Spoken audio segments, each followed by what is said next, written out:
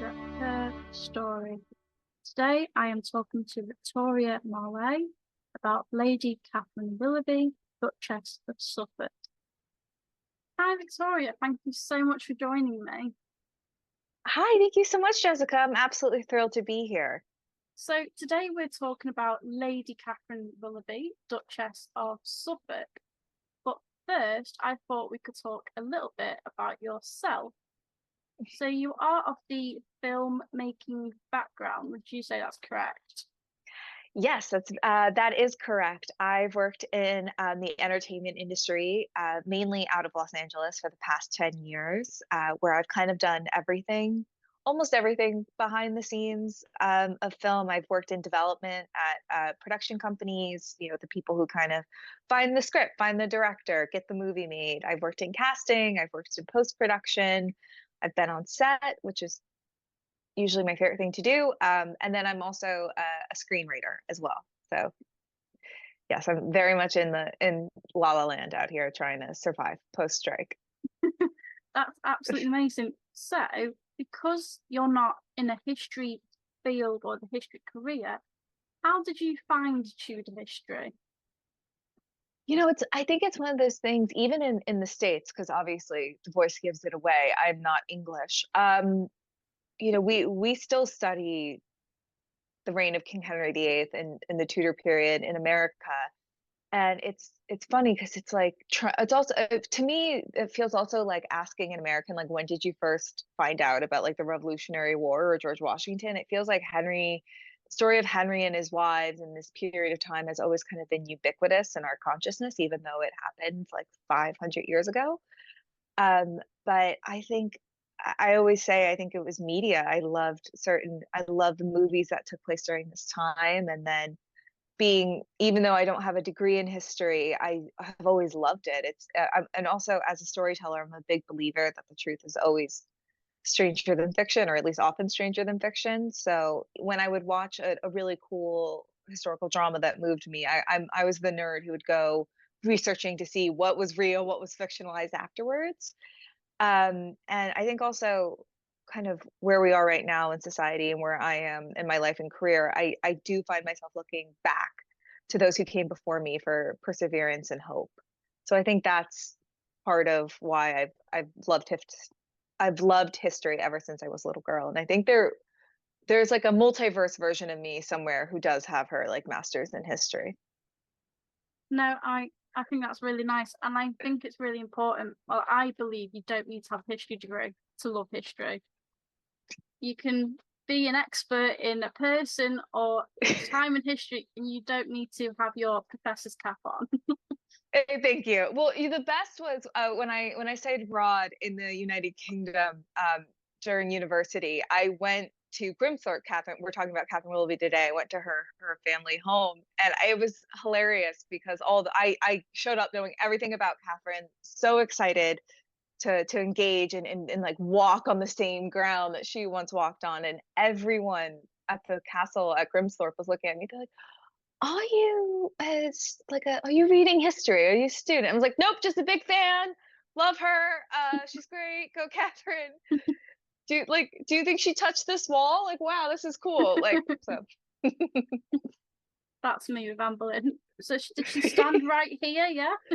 yeah, yeah. Okay, wait. Let me just soak in the vibes. So you talked about how you start to really get into history, but when did you first discover Catherine Willoughby?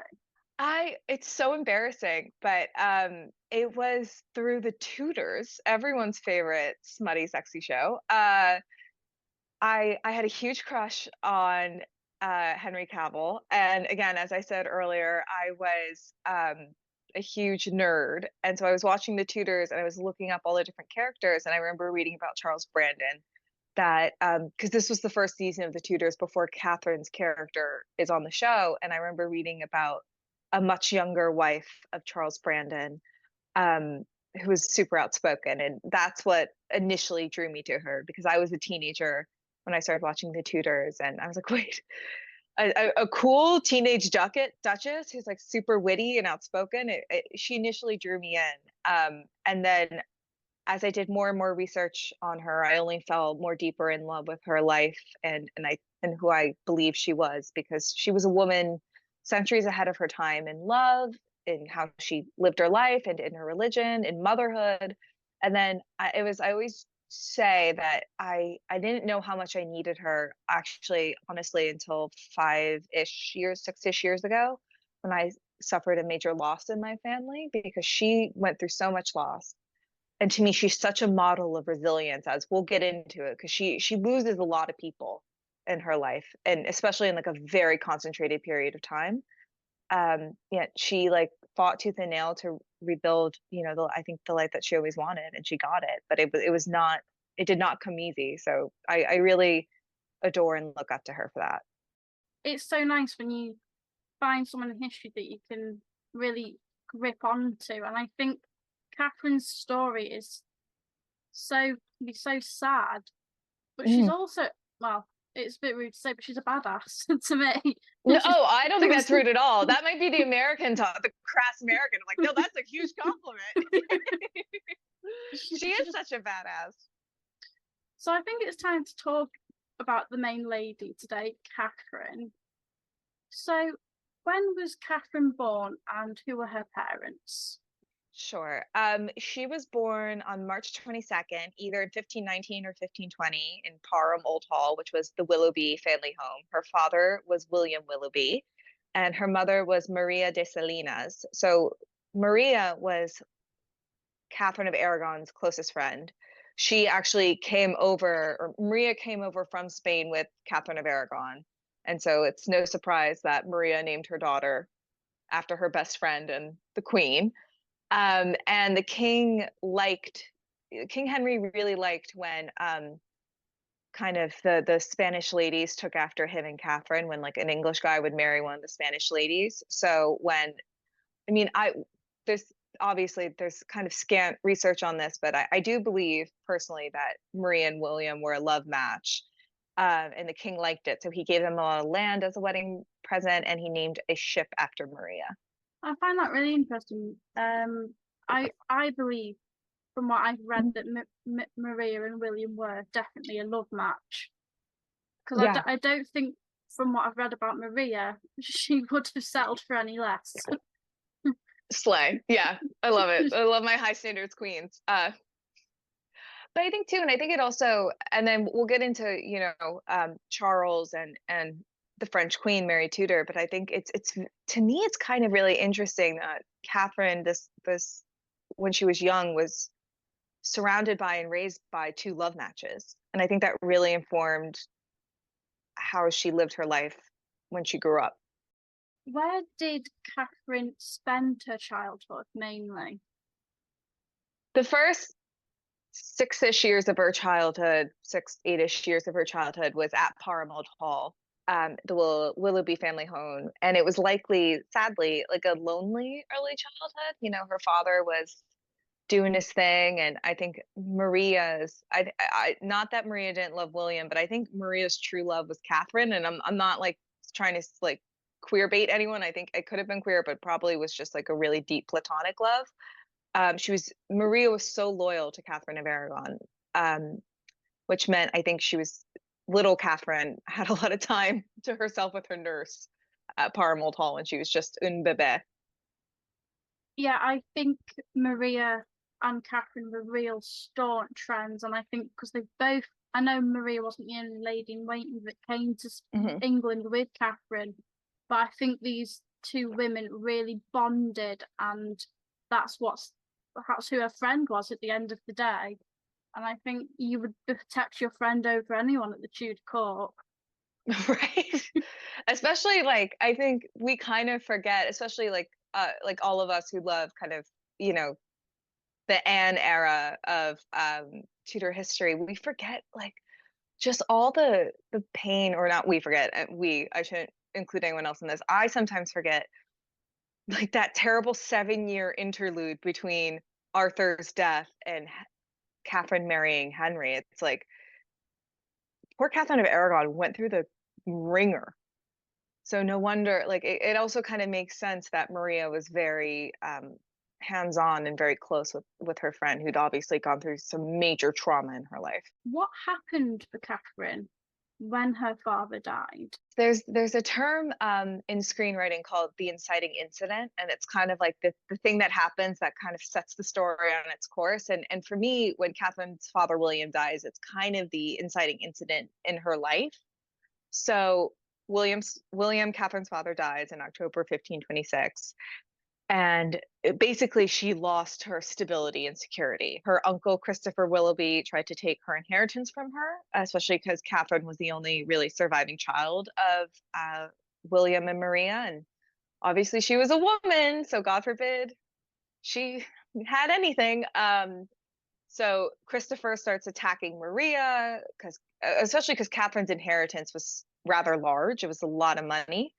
Um, and then also when her father died, to me this is like it's so hard to understand, but this was very common practice back then, is that when her father died, she became a ward of the crown, which was standard at the time, that minors became royal wards and their wardship would be sold through the crown, even though her mother was like right there and alive and present in her life. Like, can you imagine if one of your parents dies and like, even though you have your other parent, they're like, yep, you're a ward of the state now. And you're like, wait, what? But wait, but my mom's right here.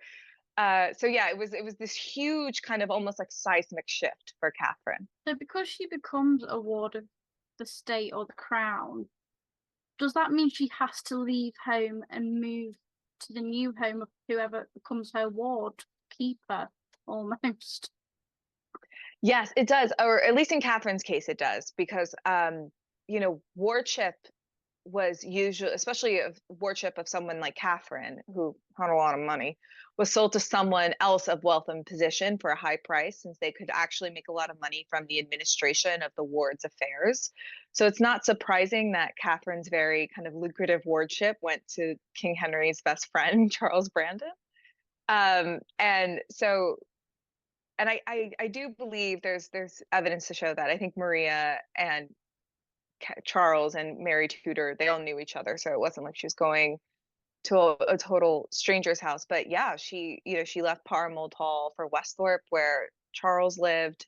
He was married to Mary Tudor at the time, who was King Henry's sister, known as the French Queen, because of her very brief and a bit scandalous marriage to King Louis. And yeah, and we do have evidence that Brandon bought Catherine's wardship in March 1529 for nearly £3,000, which was a lot of money, and she did indeed move into his household. Do we know what Catherine did in that time? Was she a lady in waiting almost to the French Queen, as we call her? Yeah. I think it was I imagine it was kind of exciting for little Catherine, because she suddenly had two playmates. She had Frances and Eleanor Brandon, Charles's daughters, and then she was also originally betrothed to Charles's son, Henry, who was a few years younger than her.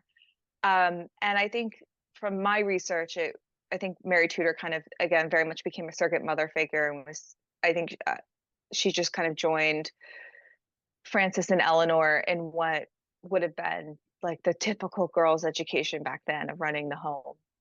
And this is also something that I find that I have to explain a lot to the average American and people who aren't history nuts like us. Like, it wasn't like she wasn't, when I say running the home, it's not like a house we'd live in now where it's like maybe 3 to 5 bedrooms, couple thousand square feet. Like, these estates were the size of mid-sized companies. And also they were like, we forget, like, this is where the term landlord comes from. They had tenants that they were responsible for. So, I think we can be very like kind of almost derivative and dismissive of when we describe women as running the home in the Tudor period. But that was no small feat, especially if they were of the aristocracy and had a lot of land to their name. Yeah. I always think it's quite hard to wrap your head around the fact, they were looking after a house, but the house was the size of 12 in one building. Yeah, massive. I mean, again, and then like the nice thing is, thanks to the National Trust and Historic Royal Palaces, we can go there and realize just what huge and complex operations these types of places where it wasn't just like, oh, I have to vacuum the living room. It was there was a lot of moving parts and a lot of people to look after. Absolutely. We know that Mary Tudor sadly dies in 1533. Mhm. What changes happened for Catherine in this year?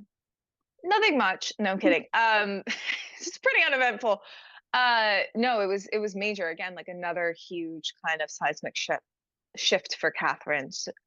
So Mary Tudor, the French queen, dies in, as you said, in June 1533, and then 3 months later, our little Catherine, who's like 13 or 14, is married to Charles Brandon, who is in his late 40s, which for me is like insane. And like even back then, because back then it was not totally unheard of for women. Obviously life expectancy was a lot shorter. Girls got married super young, especially the aristocrats, all about like popping out those babies.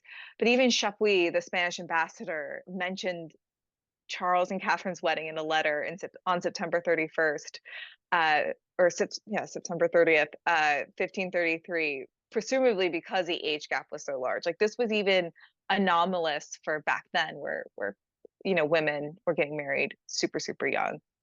And part of that too, I mean, I this is where kind of I haven't done as much research, but I know on the surface it was about Catherine being able to keep her inheritance. And also, Charles was not the most financially savvy of fellows. So I think he needed the money and she needed to be able to keep the money. And because I think she was still getting a lot of grief from her uncle, Christopher Willoughby.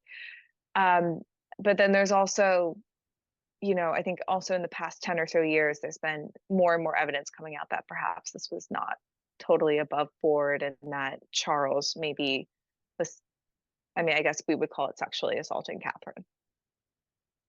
Yeah, I read I tried to research this in preparation for our chat, and there's Mhm. so many conflicting statements about what happened and who was in charge. I mean, ultimately, he was the adult, and Yeah. she was meant to marry his son.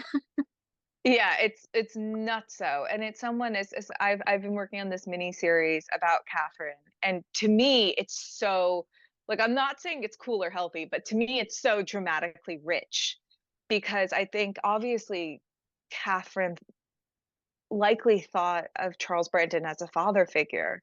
And then almost overnight, your father figure is now your husband. Your your de facto siblings are now your stepchildren. It was just such a huge shift. And I also think like poor Henry, like how would you feel if your dad married your fiance? Like that's so like even as a little kid, like that's so weird and bizarre. But I think, I guess anything, it's all like fair in love and war, and I guess holding on to your inheritance. So yeah, Catherine was a bride at the tender age of 13 or 14 in 1533. Which is completely insane to think that a 13-year-old's getting married and becomes the head of the household for these children that she was in the schoolroom with 10 minutes ago. And who are like, and Frances is older than her. Like, it's insane. Like, you're older than your stepchildren. Absolutely bizarre. When she married Charles, did she stay at the family estate or did she come to court and serve Anne Boleyn? She did come to court. Her first appearance at court was likely Princess Elizabeth's christening in 1533. And I know she preferred mostly to be at home in the country. She was a country girl, but I think she obviously just given who she was married to, she did go to court. She was involved in the with the queen, with Anne Boleyn. She was described as being witty, having a sharp tongue, and just devoted to learning. Again, even though she wasn't formally, she wasn't going to Cambridge like her male contemporaries at the time. She was very social. I mean, the word that always comes to mind to me when I imagine her is vibrant. Um, and yeah, so she was involved, she was there in court. And then also I think, God bless her, I can only imagine what it must have been like being so young, being at court, which again, when I try to describe it to Americans, it's like if Hollywood and DC got mashed together. Like, can you imagine how cutthroat a place that is? Or like, like Downing Street meets, I don't know, the London theater scene, like getting mashed together. It's like competitive, there's celebrity, but there's also politics. And I think I just can't imagine what it would be like being a young teenager. You've just gotten married, your job is to pop out babies, and then you watch this woman get her head chopped off for not having a boy. So I personally, this is again me as a writer kind of making some inferences, but I think she just got right down to having kids. Like, and again, that might have been more of a Charles thing than a Catherine thing, but she did have two boys with Charles. The first was born in 1535. His name was Henry. Obviously, his namesake was the king, who was also his godfather. And then the second, her second child was named Charles after Charles Brandon, and he was born in 1537. Do you think Anne Boleyn and many of the other people at the time before 1536 is where Catherine started to learn of the Lutheran views and opinions? I think that Catherine converted sometime in the back half-ish of the 1530s, because by the late 1530s, the Scottish Protestant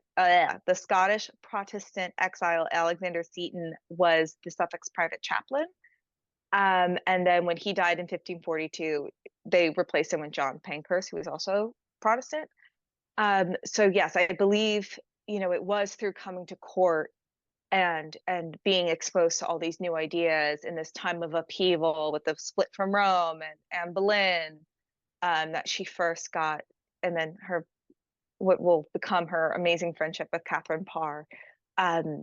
This is where she first kind of got those ideas and was introduced to the Protestant religion.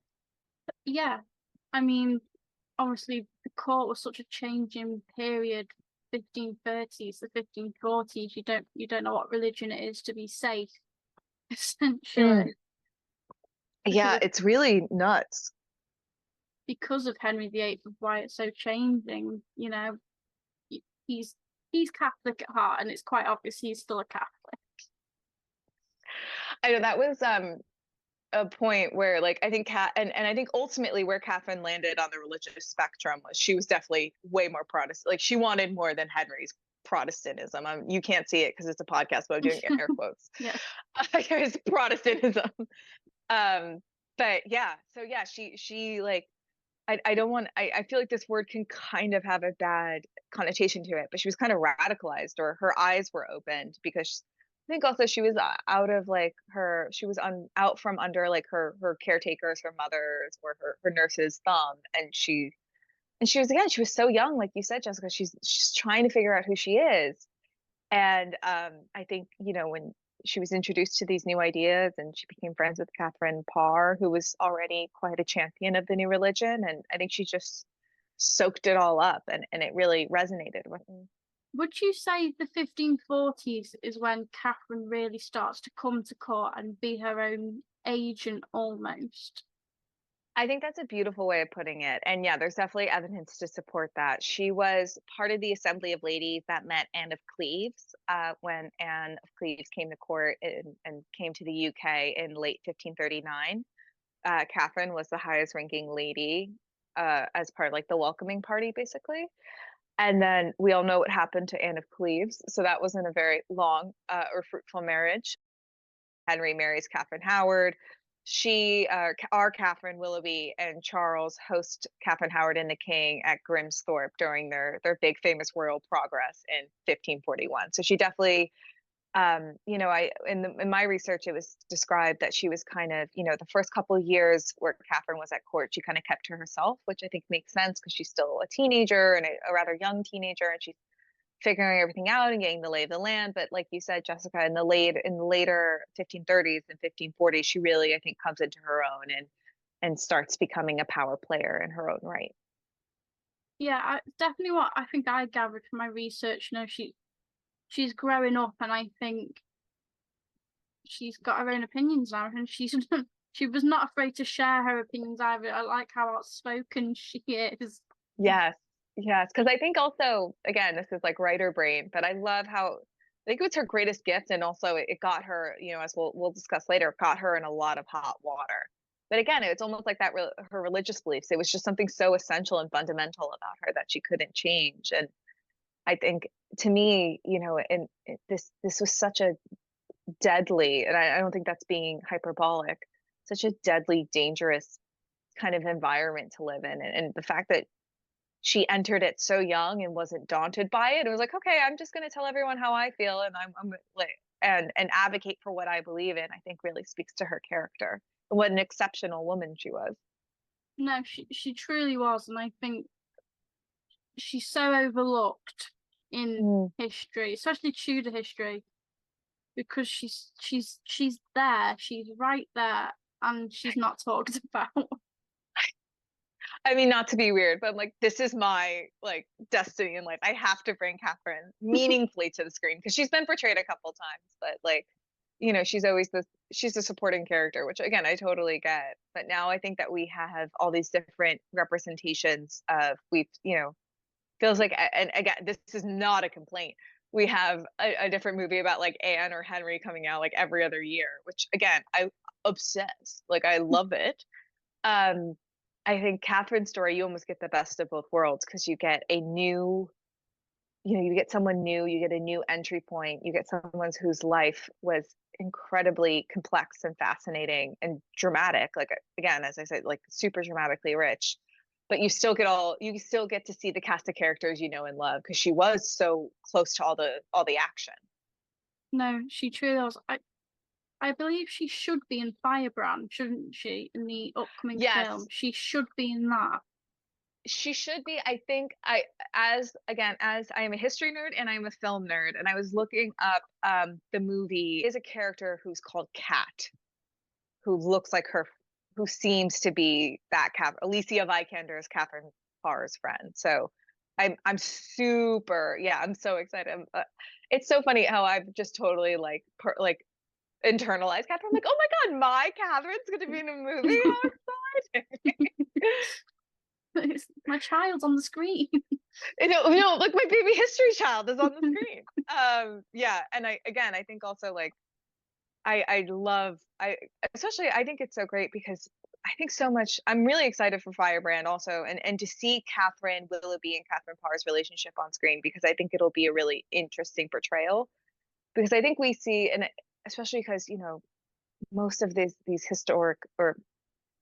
historical dramas have been written and directed by men, and I think it's really easy to kind of fall into like the mean girl trope with how women at court were. And I'm not saying that these women weren't vicious and backstabbing during road trip, but I think also we need to celebrate like the camaraderie of the women who, against all odds and kind of like the circumstances they were in, did cling to each other and make each other better. And I think Catherine Willoughby and Catherine Parr are shining examples of that. They truly are.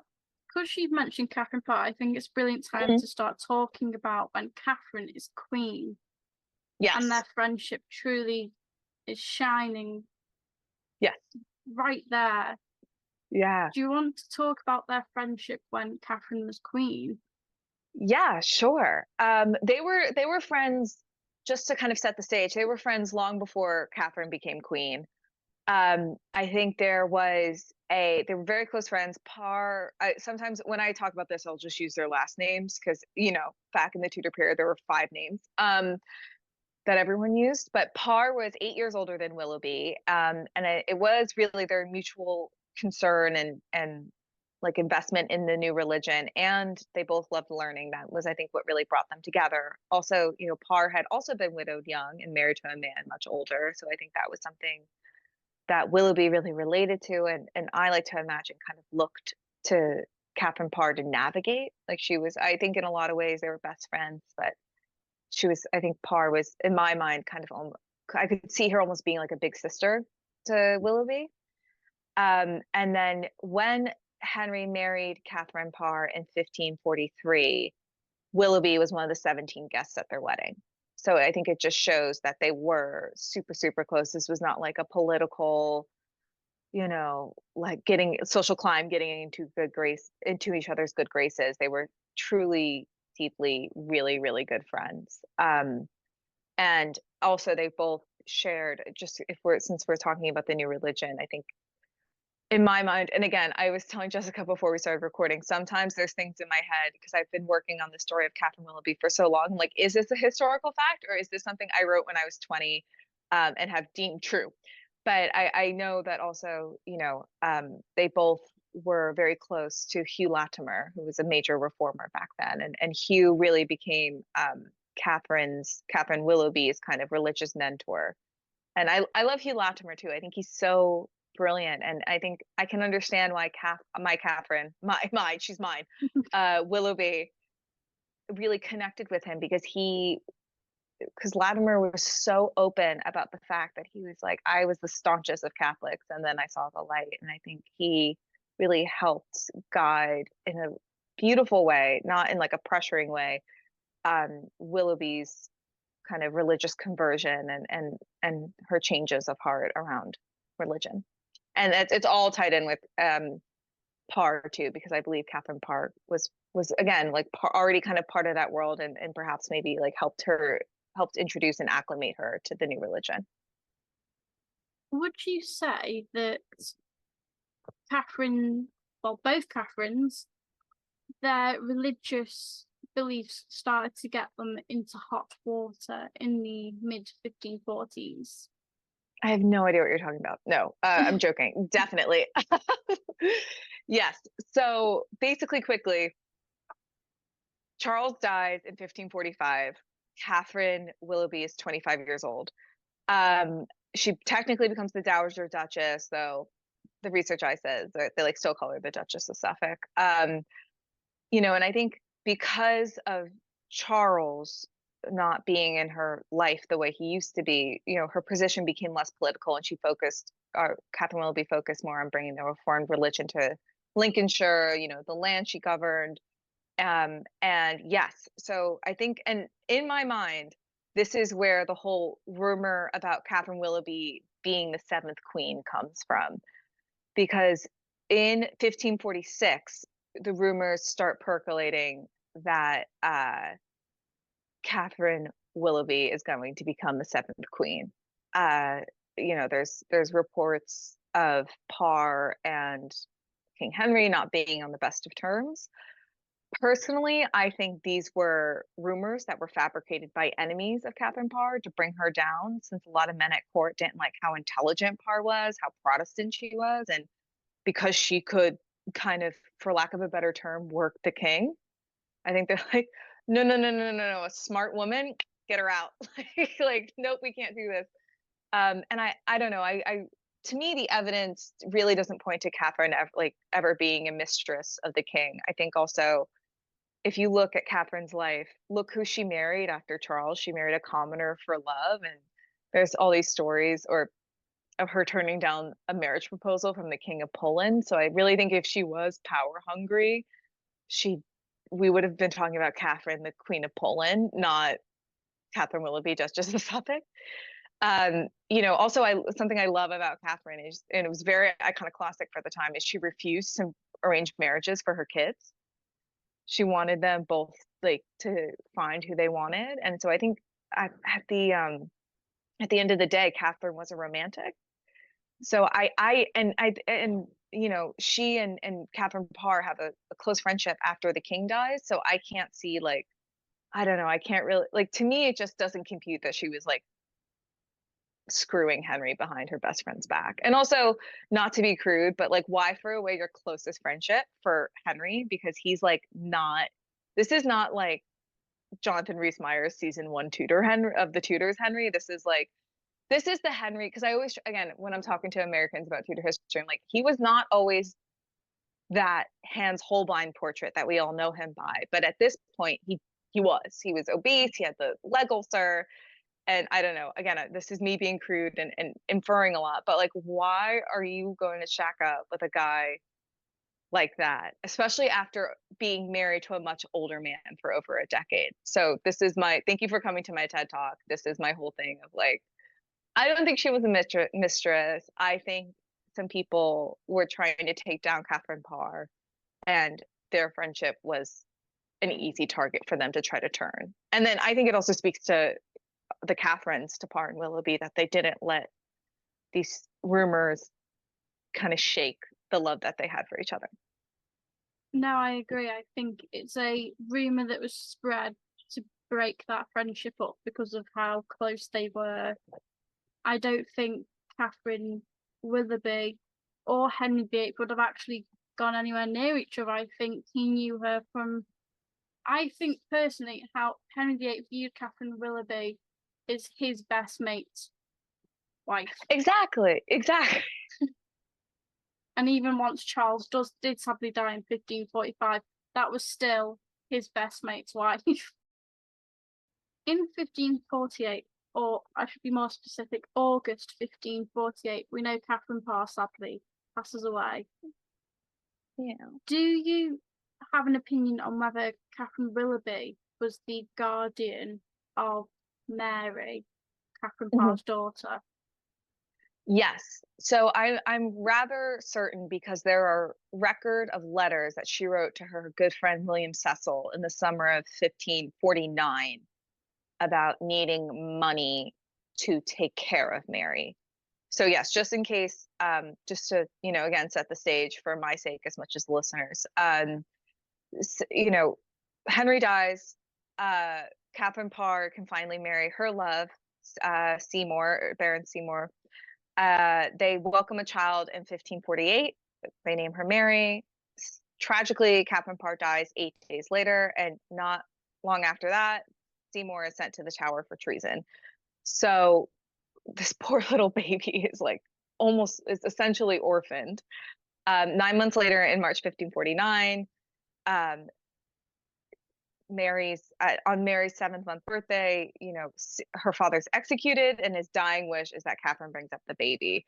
So, and just also for reference, at this time, Catherine's kids, her 2 sons, are 14 and 12. Arrangements were made that Mary would come live with Catherine at Grimsthorpe, and she would be giving a pension and furnishings for Mary's nursery, which actually failed to materialize. And I think everyone's like, but she's a duchess. Why is Catherine writing her friends to get money to take care of this baby? And I think we have to remember, even though Catherine was well-to-do, Mary was technically of royal blood, and her expenses put a considerable burden on Catherine, and taking care of the infant was very financially draining to the Duchess, and hence why she was, there's actually, I think, record of at least 2 letters of her writing to William Cecil being like, I need you to help. I hear there's money set aside to help take care of this baby. I need that money stat. And then sadly, I think, Mary disappears completely from historical record by 1550. My estimated guess is the poor baby passed away, and she only lived a couple years, which sadly was pretty, that wasn't unheard of at the time. But that's my whole take on it. I think she definitely was the guardian, did her best, and then sadly the baby passed away. Yeah, I mean, I think that is the general consensus, that she did look after Mary, and Mary sadly died a few years into infancy, which, as you say, wasn't uncommon. It was quite common child mortality in the Tudor period. In this time, I'm trying to get the dates in my head. Catherine's 2 sons sadly died. I know. It's just this period for Catherine, it breaks my heart. Because starting in 1545 to 1550, she loses so many people. Her husband dies, her best friend dies, her best friend kids die, the monarch dies, and then I think the most devastating of the blows was Henry and Charles, her sons, die in 1549, and or no, sorry, in 1551. No, I can't imagine what it must have been like. And as you say, the sweat and sickness, you'd be alive in the morning, you'd be dead by night. It was vicious. It didn't matter high or low, you were dead. Yeah. A few years passed. So when Henry VIII died, it was his son Edward VI that became king. But sadly, Edward VI dies in 1553, and his elder sister Mary comes to the throne. Obviously, I mean, I think it's quite conflicting, because obviously Mary the First gets a lot of hate, and I think it's quite for me, it's quite conflicting because she was only doing what she thought was right. But obviously, for the people that were Protestant, it wasn't correct, and obviously, it seems really brutal. We know Catherine is able to flee abroad. Do we know anything of her time abroad? Yes. Yeah. And yeah, I love what you said. I think it's important what you said right now, Jessica, because again, like I don't condone what Mary Tudor did, but I think you can understand it. I think this poor woman, like, can you imagine like watching your father do what he did to Catherine of Aragon, your mother? And I think obviously, and like sadly, therapy wasn't a thing back then. I think Mary Tudor really could have benefited from it. Like she had a really tough childhood and a really tough life. And again, like I can understand where she's coming from. I by no means excuse or condone it. And I think also it just kind of like I know there's reports and evidence that she had a hysterical pregnancy. I think also it was really hard to be a woman back then, especially um, a woman of like aristocratic upbringing. And I know it was like, but they're rich, they were fine, but there was like this crazy pressure on them.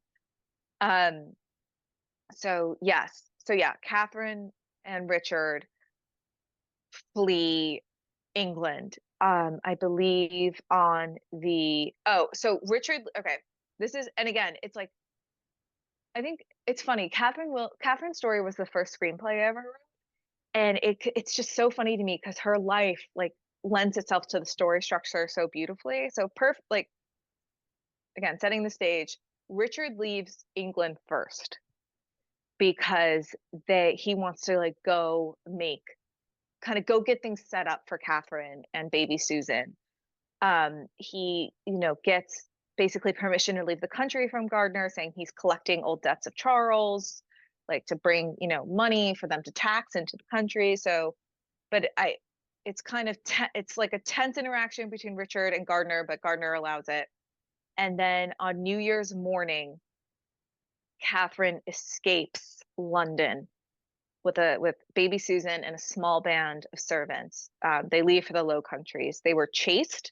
Gardner had been watching Catherine since she arrived in London a few months before. But Catherine and her servants and the baby were able to make it to their barge at the pre-agreed upon rendezvous point in Lee, where I think Richard came back from the Low Countries to like meet her. But word had gotten out that the Duchess had fled, and it took the little barge 3 times to make it past the British coastline. And I think Gardner's men boarded the ship. There's record that a crew member was questioned by Gardner's agents, but they weren't found out, thank God. Which again to me is like, can you imagine like you were running for your life and like you have like just the tension of like you can't get off the coastline of England, like you can't cross the channel because of bad weather, but they were able to escape to the Low Countries. They settled about 100 miles inland from the small town of Santon near Weasel. They were living in disguise. They lived super simply. They took all precautions. Even so, their cover was compromised, and they left when they found out that like people were onto them. And again, because Gardner was pursuing them even from England, they fled within the day to Weasel. On top of everything, Catherine's pregnant again at 36, which is insane, especially like back then. So they live in Weasel for a little while. Catherine has her son Peregrine in Weasel on October 12th, 1555.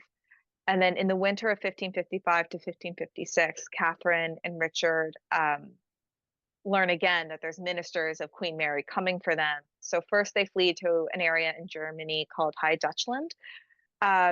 They settled in the mountains with Otto Heinrich, who was the Prince Palatine. They lived there for about a year, but their money was running low to the point where like Catherine's selling her jewelry so they can survive.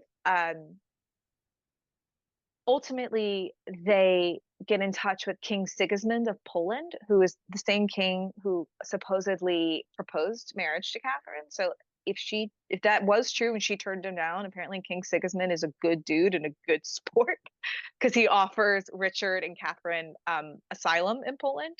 So they would be safe there, but it was a very treacherous journey. They had to go through mountains. And again, they don't have like 4-wheel drive on their, they don't have cars, they don't have 4-wheel drive. And Catherine has two, like she's two little babies. You know, it's like even nowadays traveling with little kids is like a nightmare. And they're running for their lives with way less means than we have now. So they leave High Dutchland in 1557. Not far into their journey, they're mistakenly attacked by the local militia because they think, you know, Richard's trying to get their papers and they think he's pulling a weapon. There's a, you know, even though Richard spoke all these languages, I don't think he spoke the local language. So he gets imprisoned in the nearby town. But thankfully, they knew someone in the area. Catherine goes and gets like the local earl to intercede on their behalf, which I love. We love the princess saving her prince. And then ultimately, they do make it to Poland in one piece. Sigismund receives the birdies as honored guests, and they receive a house and land in the county of Crown. In I'm going to apologize to any Polish people listening for the name I'm about to butcher.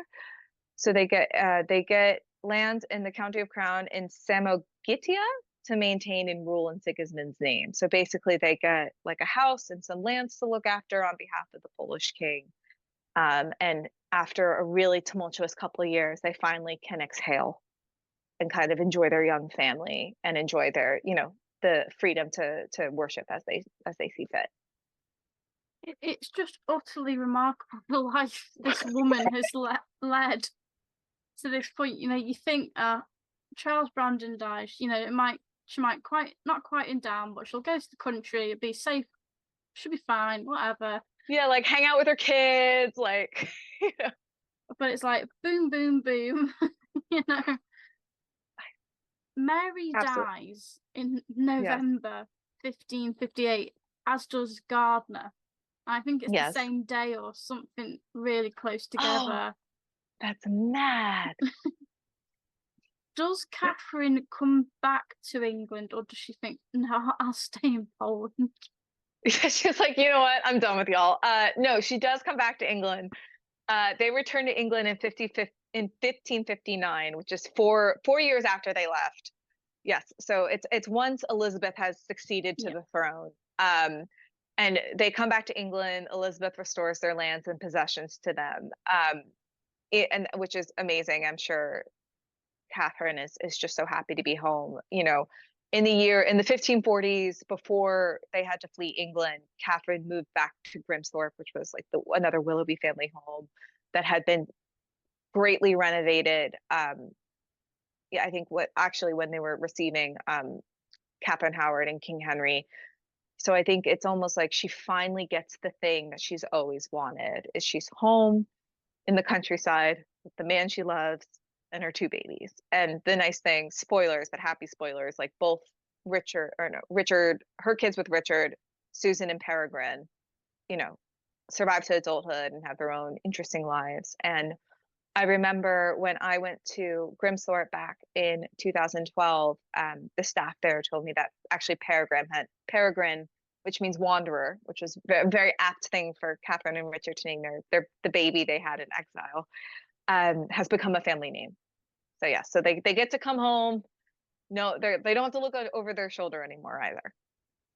So it's just so nice to hear that, you know, it was kind of the struggle happens and she does finally have a bit of a happy ending. But does she stay at Grimsthorpe during the reign of Queen Elizabeth? You know, does she kind of stay away from court life? No. Again, I think Catherine, this is why I relate to her, because like I can't relax like to save my life. And I feel like Catherine's like that too. You know, she always wanted like stimulation. So basically she has Grimsthorpe in Lincolnshire, and then they do establish a house in London called Willoughby House in the Barbican in London. Sadly, Catherine, I think obviously Catherine went through so much on the continent. She's kind of plagued with minor illness for the rest of her life. Like she's never fully, I think, her like healthy, vital self again. Also, she's now in her 40s and 50s, which back then, now it's like when you're in your 40s and 50s, it's like like, especially nowadays, it's like some people are in the best shape of their lives, but that was obviously not the reality in the 1500s. But yeah, Catherine, I think after she gets home and the dust settles, she then becomes very involved in the lives of her grandchildren, nieces, nephews, and her own children. So firstly, it's just like the rest of her life is like family drama. She tries to help her step grandchild when she marries without the queen's consent in 1560. And then, you know, that happens like twice. um, and Catherine has to look after her step grandchildren, like Catherine Grey and Lady Mary Grey, which again, Catherine's like, stop, like to the crown, like, stop foisting these children on me. But it's just, you know, I think obviously it was one thing when she didn't have the money to take care of Catherine Parr's little baby, but then also I think now in 1567 and in 1560 when like the Grey girls are acting up, it's also she's like, I'm not a young woman anymore. This is a lot to ask of me. Richard becomes a member of parliament in 1563. Susan marries for the first time in 1570 to a man named Reginald Grey. Catherine campaigns to have him elevated to the peerage, campaigning to get him to be made the Earl of Kent. She tried to do the same thing for her husband, Richard, to give him a title, but ultimately he never gets to be Lord Willoughby. He's always just Richard Bertie. Sadly, Susan's first husband, Reginald, dies a year later. And then Susan remarries after Catherine dies to Sir John Wingfield, and they have like a nice conventional long marriage. Catherine's son Peregrine, Catherine sends him to stay with her close friend William Cecil, who's a top advisor to Queen Elizabeth. Catherine kind of knew what she was doing. I think obviously, like, she kind of knew how to, you know, she's been doing this she was 13 years old. She's like lived in this world. So I think by the 1570s, she's quite the operator. So, and because of kind of Catherine's, you know, placing her kids in the right places, even though Elizabeth and Catherine were never that close, Queen Elizabeth would refer to Peregrine as my good Peregrine. And then he went on and made his name as a soldier and a man of action. And then there was like a lot of, again, like family drama. I think because Catherine was like, I want my kids to marry for love, she invites a bit of scandal into her life because Peregrine was engaged to Elizabeth Cavendish in 1572, but they never married. And then he, much to his mother's distress, was intent on marrying Mary de Vere. And both Catherine and the Queen didn't want Peregrine to marry her because of Mary's brother's abuse to his wife, Anne Cecil. But Peregrine was dead set on marrying Mary de Vere, and Catherine played a large hand in making sure that the marriage happened without, you know, the Queen really punishing the family for it. And then ultimately, Catherine dies quietly on September 19th, 1580. So she was about 60-ish, which was, you know, like obviously she lived a very interesting, long life, especially for that period. No, I absolutely, I think she lived such a remarkable life, and you've told it so brilliantly. Oh, you're so sweet, because I'm like not a historian. I'm like, I don't know what this is about. No, you've told it so brilliantly.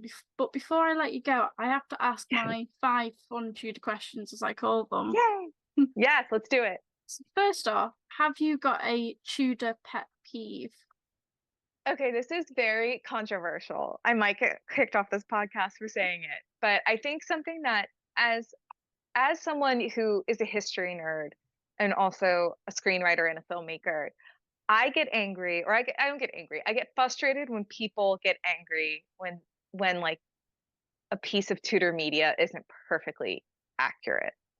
I think when we're talking fiction or film adaptation, you have to change things. And I think, again, like, I get it as a history buff. I'll watch something like, that's not right. No, this actually happened like this, and this happened like this. But I think, and I'm only saying this like as for my fellow history nerds to like exhale a little bit, or just kind of to explain where like a writer's coming from. When you're a historian telling these people's story, you are serving the facts, right? However, when you're a writer and you're adapting something or you're bringing something to life, especially on screen, your service, like, you have to serve a very specific story structure. One of my favorite quotes in a very popular screenwriting book called Save the Cat, um, written by Blake Snyder. Blake Snyder says that feature films, and I think it also applies for TV series too, are Swiss clocks of emotion. So when you're writing a movie about someone, even if like with Catherine, like I've done all this research and I try to know everything I can and honor all the amazing things about her life. At the end of the day, my first priority is to make it as interesting and tense and dramatically rich of a story as possible, rather than like acknowledge all the little weird idiosyncrasies that happened. No, I think that's actually quite an interesting Tudor pet peeve. I was expecting someone says something inaccurate about Catherine Willoughby, so I was waiting for something. Oh yeah, yeah. I mean, if like again, if someone's like she was the mistress of King Henry VIII, I would like snap to attention and like again like have my whole TED talk at them, not to them, but at them. Secondly, and I think this is a brilliant question for you, have you got a favorite history film? It's oh my god, I could be like we could do a whole hour plus podcast on this. Weirdly, this is speaking of anachronisms. A Knight's Tale is so up there. I think that was one of the movies that really sparked my love for Renaissance history. I think also because A Knight's Tale does the anachronisms so well and so fun.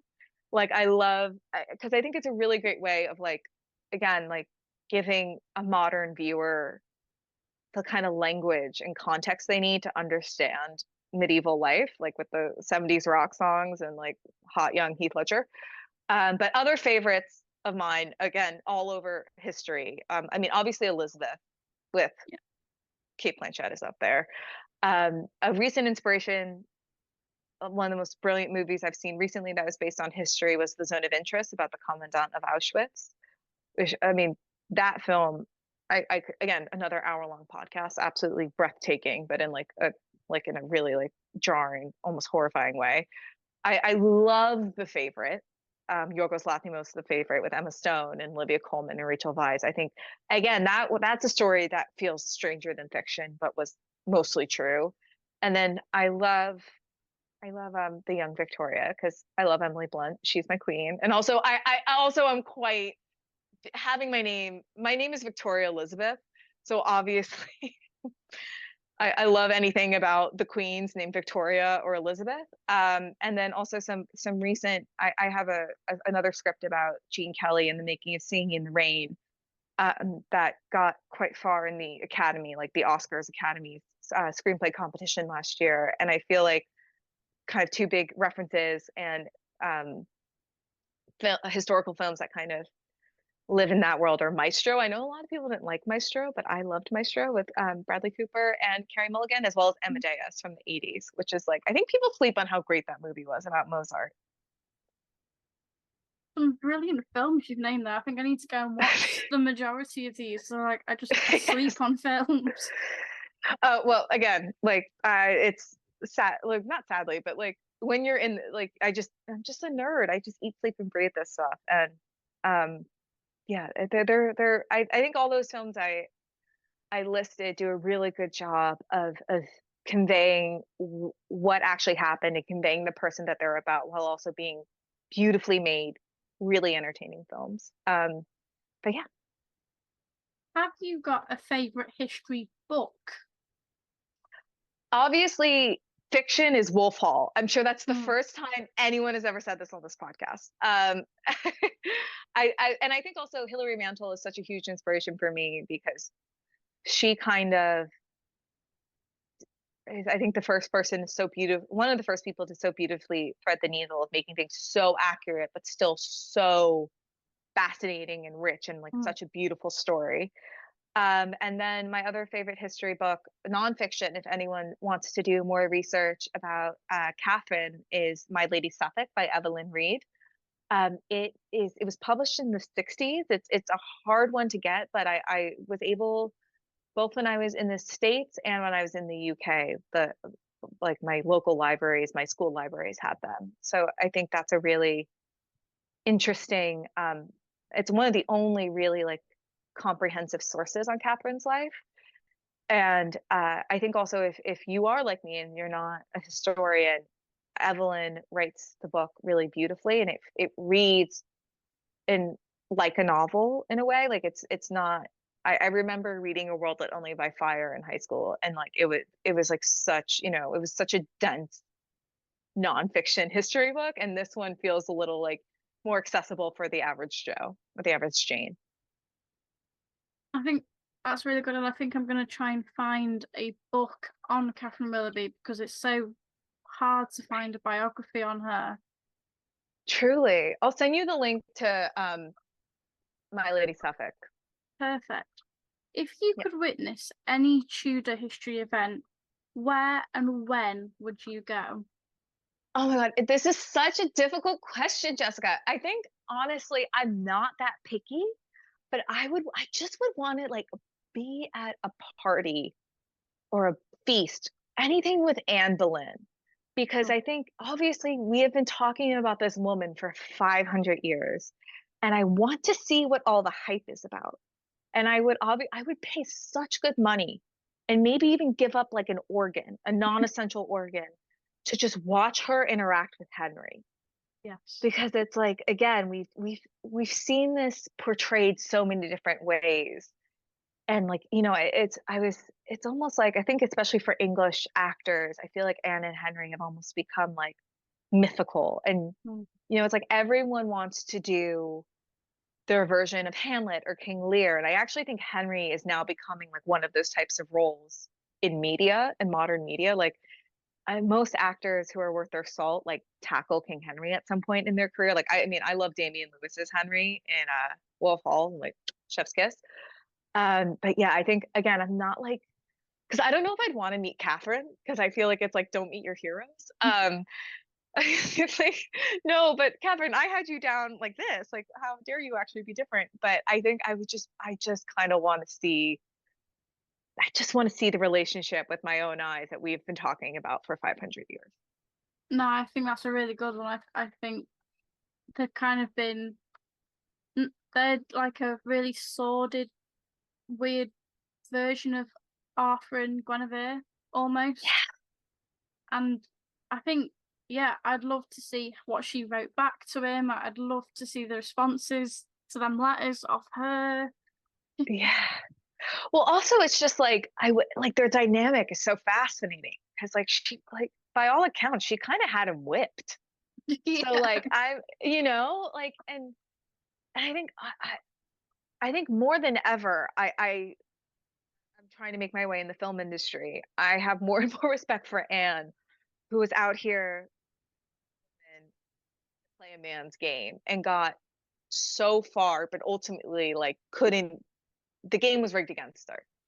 So I think I would just, and also, sadly, like there's, because we live in a patriarchal society, there's so much about whether she was hot or not, or whether she was beautiful, or, I just kind of, but I feel like, there's certain people, even like I think of certain actors I have like a crush on. I'm like, they're like, if you just looked at a picture of them, you're like, but then it's all about the energy. So I think I would just want to like get to feel Catherine's energy, or not Catherine, sorry, Anne's energy, like as it actually was. Final question before I let you go. Have you Mhm. got a favorite history fact? Um, this is really difficult. And I know the second we sign off this call, I'll think of something else. But the thing I wrote down was I really often think about, again, as a storyteller, just the irony of how Henry beheaded Anne Boleyn, basically because she couldn't give him a son. But then the woman who was supposedly the love of his life, Jane Seymour, dies giving him said son. And then on like to make the irony only more ironic, that son, like the much sought after legitimate son, Edward, dies young. And then the daughter of the most scandalous queen, Elizabeth, goes on to become one of the most magnificent monarchs in the past 100,000 years of English history. Like it is so stranger than fiction, and like I wish I could write something that epic. It's just like it's just so funny to me. Like Henry did all this stuff. I think obviously he was, no one thinks they're the villain of their own story, right? I think everyone thinks they're doing what they have to. And I just wonder what Henry would think, being like, actually, the kid that you like had with Anne Boleyn became the heir you'd always dreamt of. To me, that's just like amazing. No, it truly is, and the irony is there. It's there. And again, I think it also speaks to why, like, even now, we still return to this story because it is just so extraordinary. No, I completely agree. Thank you so much for coming on today and talking about Catherine Brandon. It's been so wonderful to learn and hear your passion for her. It's been so Thank wonderful. you. Thank you so much for coming on. Thank you for having me. This was again, no one has to pull my leg to talk about Catherine, and it's even more exciting, especially to talk to fellow history lovers about her. Because again, all my American friends are like, God, you and that weird Tudor Duchess. So this was absolutely a delight. If you enjoyed this episode and you loved all the others, please take the time to rate and review the show.